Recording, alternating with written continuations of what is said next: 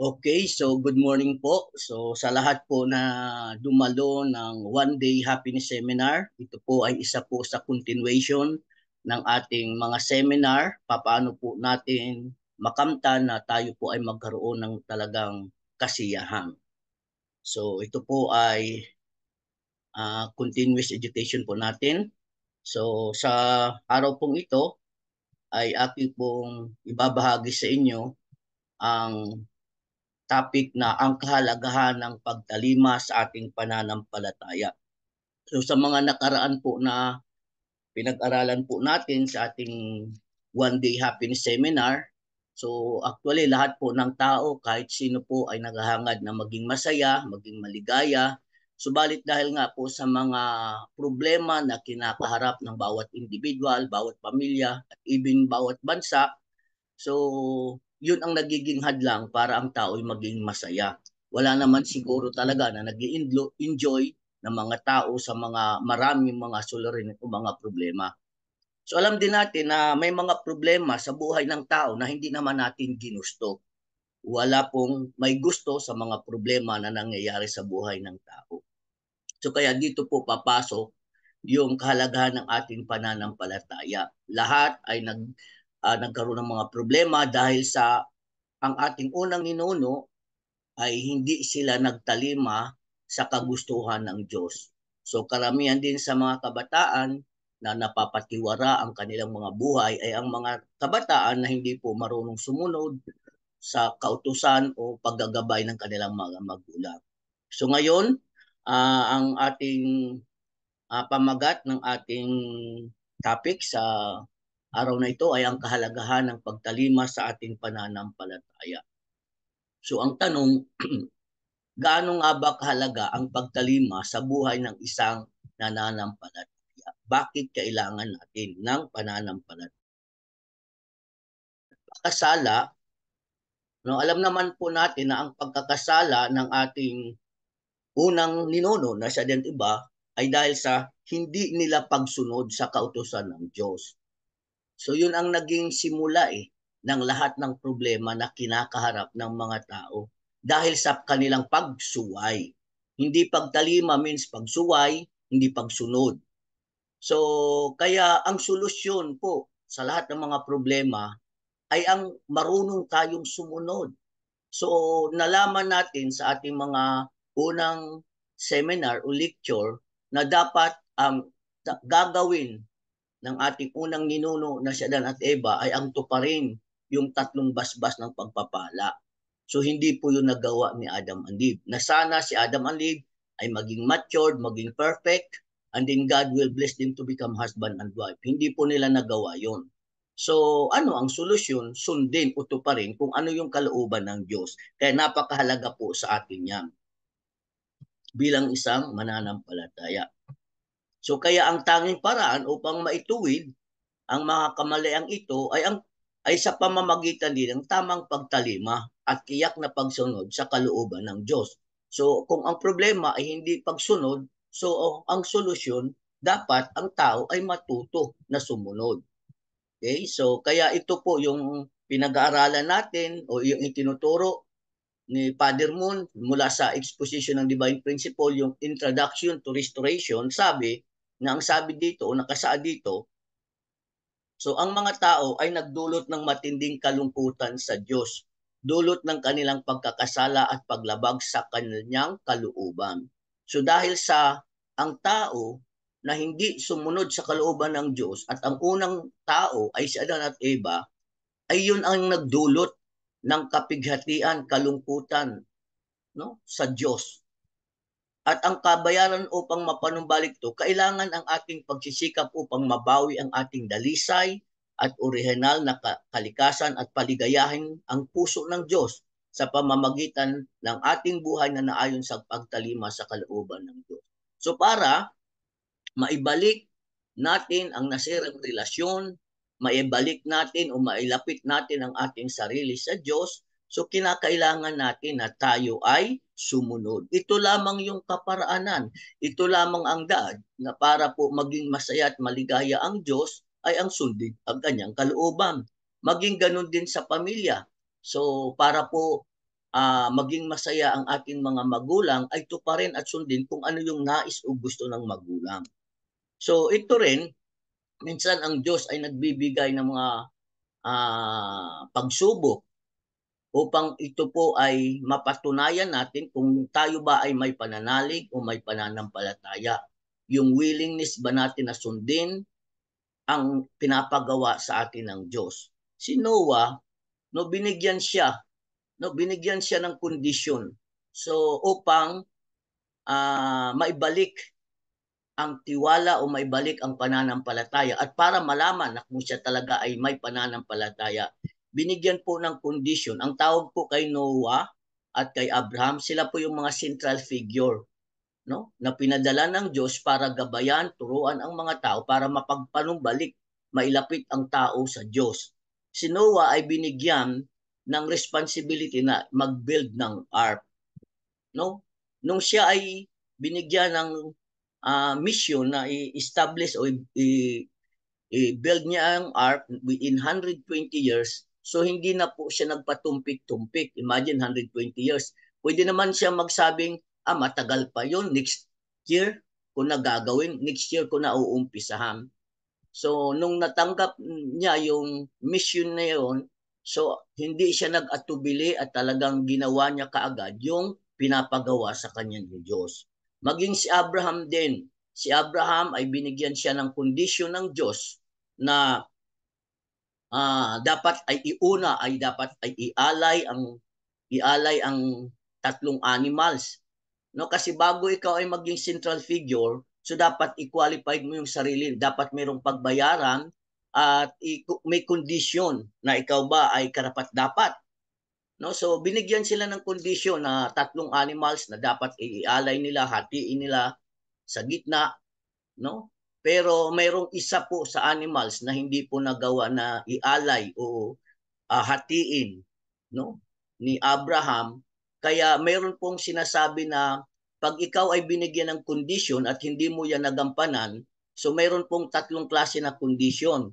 Yung equal condition, tapos yung lesser indemnity, at saka yung greater indemnity. Pag hindi po natin nagampanan yung condition na ibinibigay sa atin, mas mabigat na po na condition ang ibinibigay o pinapataw sa atin ng Diyos. Kaya dahil sa hindi po nagawa ni Abraham yung unang condition na ipinigay sa kanya na mag-alay ng tatlong animals, so mas naging mabigat po yung condition na ibinigay sa kanya para matest kung hanggang saan yung kanyang pananalig at pananampalataya. At ang hiniling ng Diyos para kay Abraham ay ialay ang kaisa-isa niyang anak na lalaki na si Isaac. So hindi po nag-atubili na gawin ni Abraham yung inutos sa kanya ng Diyos. Kaya si Abraham po ay isa sa tinatawag na father of faith. So naipakita niya yung kanyang pananampalataya, yung pagiging pagsunod niya sa anuman ang kahilingan o utos ng Diyos na pinapagawa sa kanya. So ito rin ay isang kwento na si Jonas ay binigyan siya isang propeta na pinapapunta siya doon sa bayan ng Ninive upang pangaralan ang mga tao doon. Na kumbaga maraming mga tao na talagang naliligaw ng landas. So si Jonas, no, ay hindi po siya pumunta doon sa lugar na kung saan ay doon siya pinapapunta ng Diyos. So sa halip, sumakay siya ng bangka, tapos yung bangka na yun ay iba ang ruta. Hindi papunta doon sa bansa o lugar na nais ng Diyos. So nagkaroon po ng unos, nakatulog yan si Jonas at nagising dahil ang mga tao ay nagpapanik dahil sa mayroong unos, ang lalakas ng alon, no? Kaya nung nagising siya, so na-realize niya na siya ang may dahilan, kaya ang sabi niya sa mga tao, ihulog niyo ako sa dagat. Nung hinulog siya sa dagat, so ang ginawa, siya ay nilunok ng balyena at 3 days siya na nandoon sa tiyan ng balyena at siya ay niluwa doon daw sa bayan ng kung saan ay doon siya gusto padalhin ng Diyos. So minsan, no, kung mayroon man tayo na kung ano talaga yung kagustuhan ng Diyos, minsan ay hindi natin maiwasan, no? Kaya bagamat siya ay umiwas sa kanyang responsibilidad, so doon din siya napunta. So kaya ano po yung mga aral, mga leksyon patungkol sa pagtalima mula sa kwento ni Jonas? Maaring utusan ka ng Diyos na gawin ang mga bagay na ayaw mong gawin. Minsan may mga pinapagawa sa atin o may mga gustong gawin sa atin, paggawa sa atin ng Diyos na minsan ay parang imposible, no? Uh, Minsan nahirapan na magtalima ang tao. Ano ang Diyos ay may dahilan. No, alam ng Diyos kung sino tayo nang higit pa sa kaalaman natin. So alam din ng Diyos kung ano ang naayon para sa atin. Kasi minsan, ang problema kasi sa tao o sa atin, minsan, mas gusto natin gawin yung kung ano yung nais natin. Pero hindi natin alam na mayroon palang mas magandang layunin ang Diyos para sa atin. Pinapangunahan natin lagi ang Diyos. Parang ang isang magulang, minsan ang mga magulang may gusto sa kanyang mga anak, pero minsan ang mga anak mas nasusunod yung sarili nilang kagustuhan, no, mas sinusuway nila. So dahil binigyan naman tayo ng kalayaan o freedom ng Diyos, malaya daw nating gawin ang mga bagay na kahit anong gusto natin. Pero kung nagkamali tayo sa ating anumang mga desisyon, so meron pong mga tinatawag na mga consequences, no? So nararapat na intindihin natin ang mga bagay-bagay ayon sa pananaw ng may kapal. Kaya dapat napakahalaga rin yung pagdarasal, pananalangin, para malaman natin ito ba ay kalooban ng Diyos, para tayo ay gabayan. Hindi lang lagi na susundin natin kung ano yung nais o gusto natin. No? So kaya mahalaga na mag-alay tayo ng mga panalangin para tayo gabayan. At kapag pinili natin ang maling direksyon, no? So hinahayaan tayo ng Diyos na pumili, malayang kalooban. Ito yung sinasabing free will. Gawin mo kung anong gusto mo. Pero ang Diyos, no, ay nag-guide sa atin. Pero kung hindi natin sinunod, may kapahamakan. Ngunit may mga nararapat na kaparusahan, kahinatnan ayon sa ating desisyon. Kaya ano ba yung ating desisyon? Tama ba? No, kung sinunod natin ang ating sariling desisyon, so kung mali yun, may kapahamakan. Bibigyan tayo ng Diyos ng sinyalis upang ipalam natin na tayo ay paroon sa maling daan. So kung mayroon na tayong, kung alam natin na ang ating mga naging decision ay naging mali, so nagbibigay po ng mga sinyalis ang Diyos, no, para po tayo ay maituwid sa mga mali nating mga desisyon. Nagbibigay po siya ng mga sinyalis. So binibigyan tayo ng Diyos ng isa pang pagkakataon. Kaya dumadating po yung mga tinatawag na pagsubok. Pag nakaranas po tayo ng mga maraming pagsubok, sinyalis po yan, no, na tayo ay dapat mag-repent. Bakit nangyari ito sa akin? Kaya dapat isasangguni natin lahat ba na ating mga ginagawa ay ayon sa kalooban ng Diyos. Pag alam po natin na mali yung ating desisyon, so dapat po mag-repent tayo at tayo'y magsisi. No, kapag ikaw ay lumaya sa Diyos, bibigyan ka ng mga bagyo sa buhay upang makuha ang iyong atensyon. Ayan. So, ang mga sinyalis na yan, no, ay ang mga bagyo na dumating sa buhay ng tao. Ano po ba yung ibig sabihin ng bagyo? Yun po yung mga tinatawag na mga pagsubok. Darating ang mga maraming mga pagsubok. Maring dumating ang bagyo sa buhay natin kapag tayo ay sumuway sa Diyos. Kaya lang pag sinabing bagyo, ay mayroong super bagyo, may malakas na bagyo, no? Number 1, number 2, number 3. Depende po yung mga pagsubok na dumarating sa buhay ng tao. Lahat po ng tao ay may kanilang mga pagsubok. Nakadepende po. No, kailanman hindi natin pwedeng iwasan ang ating responsibilidad. No, hindi po natin pwedeng iwasan 'yan kasi kahit ang pagsubok, hindi mo pwedeng iwasan ang pagsubok kasi dadating at dadating 'yan. Kung hindi mo na pagtagumpayan 'yan, baka dumating uli 'yan, paulit-ulit. Kaya dapat ang pagsubok na dumating sa atin, 'yan po ay dapat nating pinagtatagumpayan. So ang mga pagsubok ay pamamaraan yan ng Diyos upang tayo ay kanyang gisingin. No? Yan ay isa sa paraan para tayo ay magising sa katotohanan. Malaman natin na ang ating mga ginagawa ay mali.